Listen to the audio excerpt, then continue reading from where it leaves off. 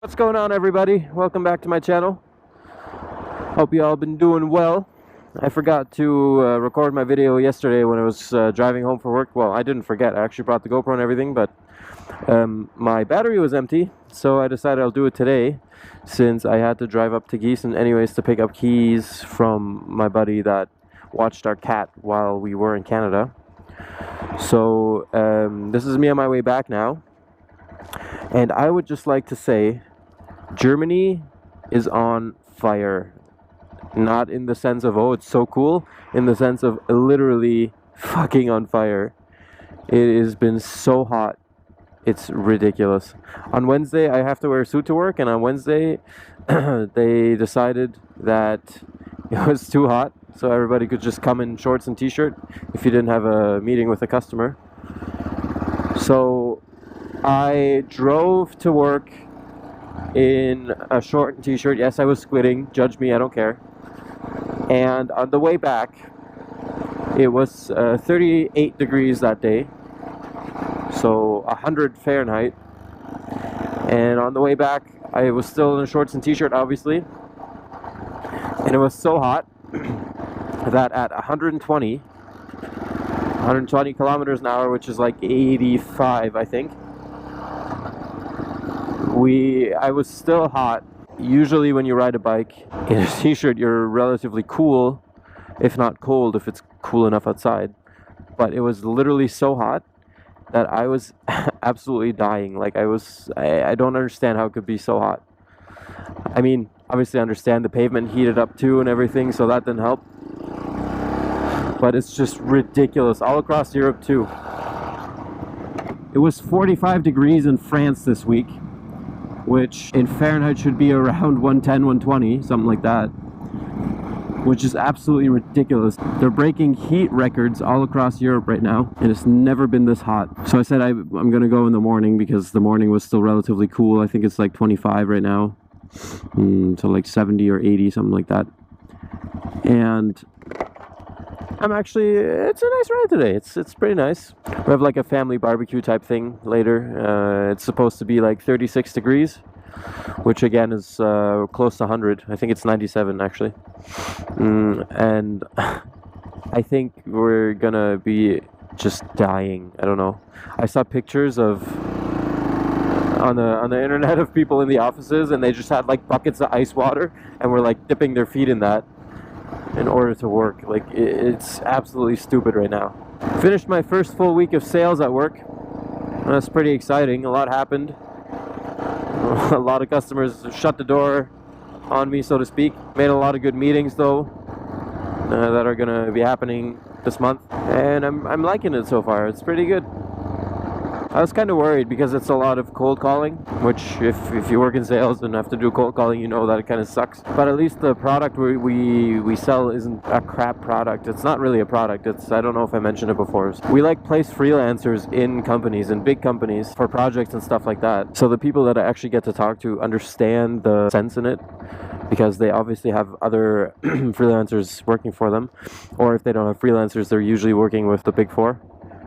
If you don't know what the Big Four are, they're like PwC, EY, stuff like that, just big consulting firms. So they go into the company, analyze the processes, and make suggestions on how to structure the processes so they're better. And there's also people that do that freelance, because sometimes you don't want to buy a whole team, because if you go with EY and something like that, like the consulting firms, you have to buy a whole team.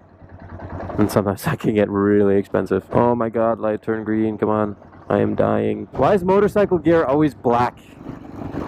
Like, why can't they make it like white or something? I guess it would be kind of annoying with all the bugs and everything, but holy shit, when you're standing in the sun, it gets hot so quick. This is why I hate city driving. I just want to go out in the road and have some fun, and not dick around with slow people and street lights and stop signs and whatever else. I got my brake lever on Thursday.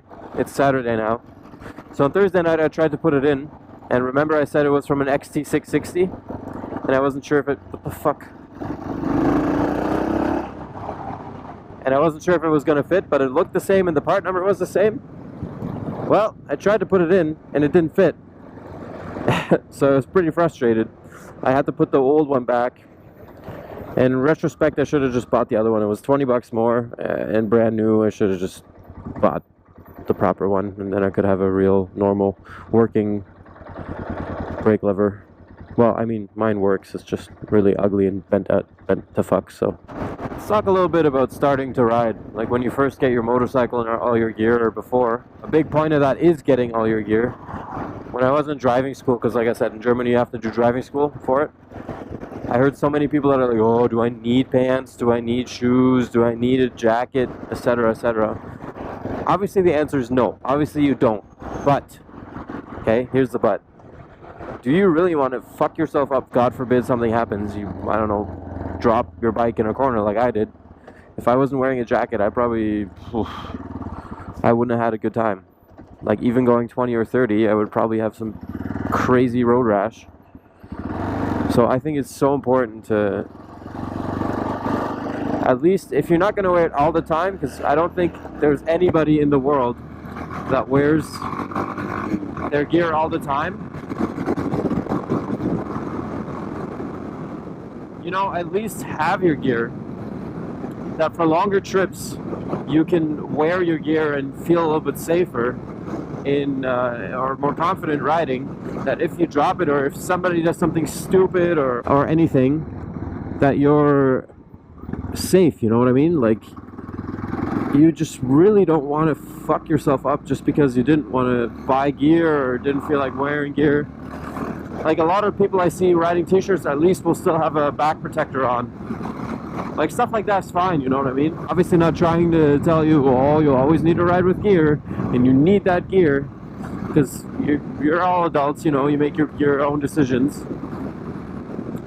But just from me dropping my bike and experience I have from other of my friends that have gotten bad accidents and everything, like gear makes your life so much better. Like obviously no one's saying something will happen, and that's the whole point, right? Like you never know if something's gonna happen or if not. But if something happens, wouldn't you rather have spent, I don't know, $500-600 on some gear and not be in the hospital for 3 months, as opposed to not having bought gear and then being in the hospital for 3 months with a serious road rash, and they have to do a skin graft on you or something, you know what I mean? So that's my point on standing on that. And then the other thing is, spend a lot of time doing your research on your bike, on your first bike that you want to buy. I'm not going to list all the good beginner bikes or all the bikes that you could or should buy in the beginning and why, because there's 5 trillion other videos like that. So go watch one of my fellow vloggers and they'll tell you all about that 10 reasons why to buy an SV650 or whatever. But the thing is, there's a bike for every personality. Like my bike, I don't even know what it is. It's like a cross between a supermoto and like a Street Fighter naked bike type thing. I thought that was pretty cool because I like supermotos and I love the sound that one cylinders make. But I love the styling of Street Fighters or like naked bikes. And that's a pretty cool cross, you know what I mean? Like, I'm having a really good time with my bike. The more I think about it, I would rather have, or not, rather is the wrong word. I would like to ride a sports bike, but that wouldn't make sense for me as my first bike, I don't think. People say, yeah, you should get a nice smooth bike. They're nice and forgiving. Like if you, I don't know, pop the clutch in a corner or something, or in a turn, nothing will happen kind of thing. This bike, not so much. This bike will just fucking jump up and throw you off. So what I'm trying to say is, do a little bit of research. I'm sure, no matter how well versed you are in motorcycles, there's always a bike, at least a model of bike, that you haven't heard of. And we're like, damn, I really like this bike. But anyways, like I spent probably like 3 months just looking into what bike I want to buy. For me, it was also a thing of I couldn't buy any bike just because of how the regulations are in Germany. So I had to spend a little bit more extra time finding a bike that I like and making sure that I can actually ride it legally. Because originally I wanted to buy a Suzuki GSR 650, or 600, sorry, which I thought was super sexy. Yeah, so then I kept looking around and I was like, I don't know what to buy. And then by accident, I stumbled across this MT-03, which I'm like, oh, that looks kind of nice. I wonder, and like, oh, 1-cylinder. I'm like, that's pretty interesting. For driving school, I had a Z650 2-cylinder. 2 cylinders are like those kind of bikes that just do a little bit of everything, I think. Like 4-cylinder, obviously like a hyper sport bike, you're gonna go fast, you're gonna go fast quickly and smoothly, but a 1-cylinder is like so much fun so far. It's really comfortable, the seat's really wide. What? Bro, like why would you... sometimes my apps are really stupid. Well, welcome to the Autobahn.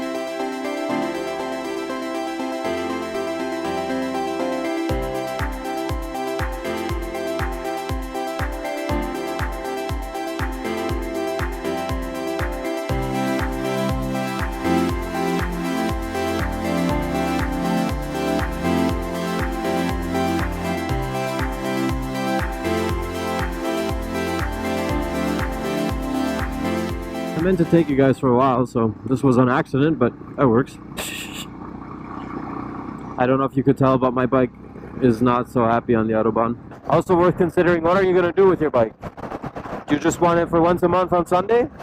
And it's probably worth getting or saving up for a better bike, so to speak, that you can just take out and take pride in, you know what I mean? Be nice and clean. This bike, I ride it every day. So I don't need it to be like polished and waxed and top of the line, you know, I want it to fit through traffic, accelerate relatively quickly so you can get away from traffic, and I need it to be comfortable, you know, for a half an hour ride, which it is. And on top of that, it's also pretty fun in like twisty roads because you can just throw it around.